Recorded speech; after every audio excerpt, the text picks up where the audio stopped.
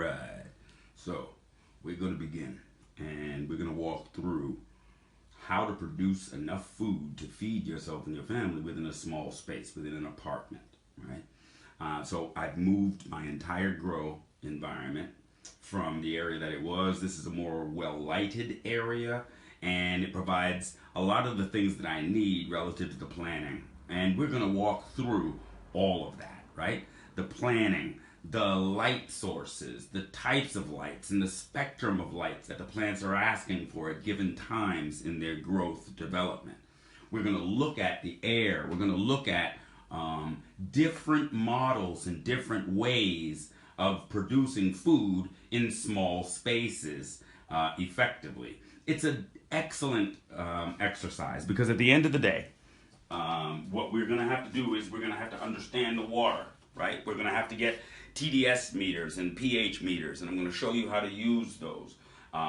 Because if the water can't sustain the life of the plant, then it's definitely not able to sustain your life. So understanding water is important, right? Every element associated with growing is very important. By the time this is done, I think what I'm going to do is also do a hydroponic build.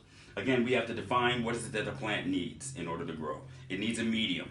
That medium can be soil, it could be sand, it could be rocks, it could be water, right? It needs a medium. Then it needs light, the sun. It then needs air, right? The wind, okay? And then it needs water. If you provide these things to plants, plants have been growing for millions and millions of years without human intervention. So it will do what it's supposed to do. When you're growing indoors and when you have confined spaces, you have to find creative ways of using the space and providing the plant what it needs. So we're going to go through an awful lot, right? Kev, Cabrini Green. Yeah, again, in small spaces, we can grow a lot of food. So what I've done is I've moved my grow down, and we're going to look at the various chambers in place, why they're in place, how we're going to maintain them. Now, I'm using T5 lighting. T5 lighting, as opposed to high pressure lights like your sodium and metal halide. The reason is because they use less wattage, they throw off less heat, and I can put them very, very close to the plant without burning them. And what we don't want to do is have the plant reaching for the light, because then it gets lanky, right? It doesn't grow as hardy as it could. So we want the light as close to those plants as we possibly can. And so for that purpose and for these exercises demonstration, I'm using T5 lighting. It is just intelligent, ecologically and economically, okay? But in addition to the grow tents, the class 3 clean environment that you're going to keep them in, and kind of like hanging your lights, right? And getting your environment correct, certainly power is posted at the upper level. Power and water are completely separated. They will never meet, right? And it's very important in your planning to have that done. You'll notice that each of these lights is on a pulley system, which allows me to raise and lower them at will, right? And I've got those all suspended and locked down, right? I have 2 different lights in this tent. That is because at a given point, I'll remove this T5 light and I'll use the big light to cast over a larger area. Right now, it's just a small area. We're looking at some house plants and some basic food. The rosemary I just chopped down for my for my Cornish game hens. But yeah, so so this will have some food for some time. I am in Massachusetts, marijuana legal. I'm growing the legal amount of plants that I can in that space, so you'll see that as well. But now the other thing that I have here is on the back of a door. You see that I have hung a shoe tree, and within the shoe tree you find that there's gravel, right? There's just gravel in there. And I've washed and cleaned the gravel and the shoe tree as well. And then what I'm going to do is I'm going to put potting soil in each of these sites. And within each of these sites, I'm going to grow the various herbs that I use in my cooking, and we'll grow various types of food. Again, Kev, Cabrini Green, right? where you have limited space, you can use the back of a door and you can begin to produce the amount of food or foods that you're going to use in your house, and you'll be able to eat, and your family will as well. So not only are we going to use the tent, and we're going to walk through all the considerations and how that's done, I'm going to mount a light over this area here, and we're going to grow food right in that shoe tree as well. But then we have a third design, which is a freestanding design where I have potted slots, sites, locations, where again, we're going to fill with soil, right? We're going to put gravel, we're going to fill with soil, and we're going to place a light. I might recycle the light in this area, so I might install a single light on the ceiling that will cast on both of these grow areas so as to be a bit more efficient. But again, what we're going to do is we're going to look at multiple grow methods, different grow types and stations, relative to being able to do this in limited space. Okay. Furthermore, we're going to compost, right? We're going to, all the scraps at the end of our meals, we're going to take that, if it's fish, if it's cheese, we're going to take and we're going to throw that into the composter, and it's going to produce nutritious soil. I mean, it produces black gold for our plants. It's absolutely everything that they need, and we're throwing it away anyway. So we're going to diminish the amount of trash that we're generating. We're going to diminish the amount that we're spending at the store and our dependency upon somebody else. We're going to learn and understand how to measure the safety of water, how to clean water, how to balance the water, and how to ensure that that water is productive and solvent for you and for your plants. And we're further going to look at airflow, right? Airflow is very important. So in this today, I have challenges because it's wintertime in New England and the air is very cool. So I have to solve the challenge. Now, what I'll likely do is I'll bring the light source closer to the plant, so the slight heat that comes from it is keeping them warm.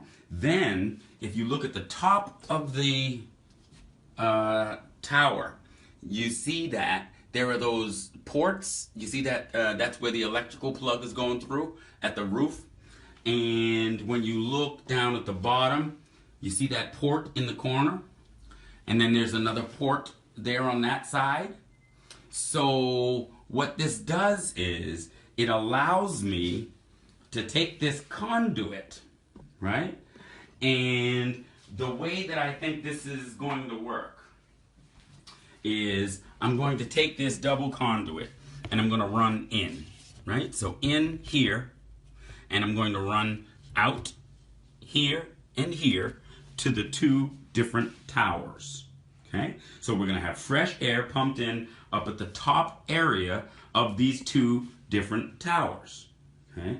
Then, and so this is an inline fan, right? You put the inline fan in place and it will pull that clean air. Now I'm going to put a filter on that inlet to clean the air. I don't really have to worry about the air being polluted here in New England, but there are places, James, where you're at, you need to filter that air. So we're going to put a filter in the chain, right? So it's not science, right? We've got an inline fan that will port to an inline filter, and then that will push that air through the conduit into the chamber. We're going to do that in two areas. So inline fan, filter into the chamber, into the junction, and then into the two chambers that will feed from it. Then we're going to put an exhaust port. So we'll come in likely in the upper area there, and then we'll go out there. So basically what you're doing is you're creating a wave form. And I don't know whether or not you can see me or if it's cut off. I'm trying. But what you're basically doing is creating a wave form with the air. So it comes in, goes down, and goes out. Okay? So the air is moving across the plants and it's giving them what they need. At the same time, on the exhaust port, we're going to put another filter so that the air coming in is filtered and clean. And then the air that's going out doesn't have any smells or anything like that associated with it, right? So we're going to filter it coming in, we're going to filter it going out. So at the end of this exercise, we're going to understand how to filter our air, we're going to understand how to filter our water, we're going to learn how to recycle our waste products, and we're going to learn how to grow food and begin to become self-sufficient and sustain ourselves. It's a lot of fun. It's therapeutic. I don't know if you noticed, right? So, I've been trying my best. This pandemic has been very trying. There's been so much loss. And y'all need to recognize that. It's mentally, it's draining, right? It's painful. And I can tell you, I've definitely been suffering as a result of it. And I've been feeling it. And I've been trying to find therapists so I could just talk. And that's been very difficult, which lets me know that a lot of people are feeling it. And so one of the things that I did was I built my environment, right? There ain't no TV in here. Ain't no news in here. I built my environment so I could grow this food and I could show you how to grow this food in small areas. So I've got a very clean environment that I can sit, I can meditate, I can reflect. And the ancestors told me, the very best therapist is already with you. You know what I'm saying? So it's a matter of finding your peace, finding your square, and kind of getting into yourself and do some self-reflection. At the same time, you can produce some food. So this is what we're going to do, okay? So I built out the environment to be very comfortable, very conducive to my being able to show you these things. So again, Cabrini Green, we got you, cuz. Kev Taylor. James, we're going to put them filters in place. You're going to understand. We're going to daisy chain and ensure that the clean air is imported and the used air is exported and it's cleaned at the same time. We're going to go through the TDS meters, the pH meters. We're going to understand how water is cleaned, filtered, and how it responds. We're going to see all kinds of things. We're going to see deficiencies in the plants, and we're going to learn how to identify what the deficiency is and what it needs, right? We're going to see pests, and how do we solve with the pests? I have peppermint soap. Before there was a hemp craze, we've been using this hemp soap for years. It's always been there. It's got an old tiny label. 18-in-1 Castile peppermint soap. Perfect for pest control and perfect for cleaning out your environment. So we're going to walk through all of the best practice. We're going to walk through the most efficient methods of being able to produce your food in a small amount of space. And again, it is my pleasure. I'm not looking for no follows. I don't need no likes. You don't need to do all that. I'm giving you something. You take it. You use it. And if your family is able to feed themselves, then we have all already been blessed. So that's the only thing I'm looking for. All right? So we're going to chop it up. Stay tuned.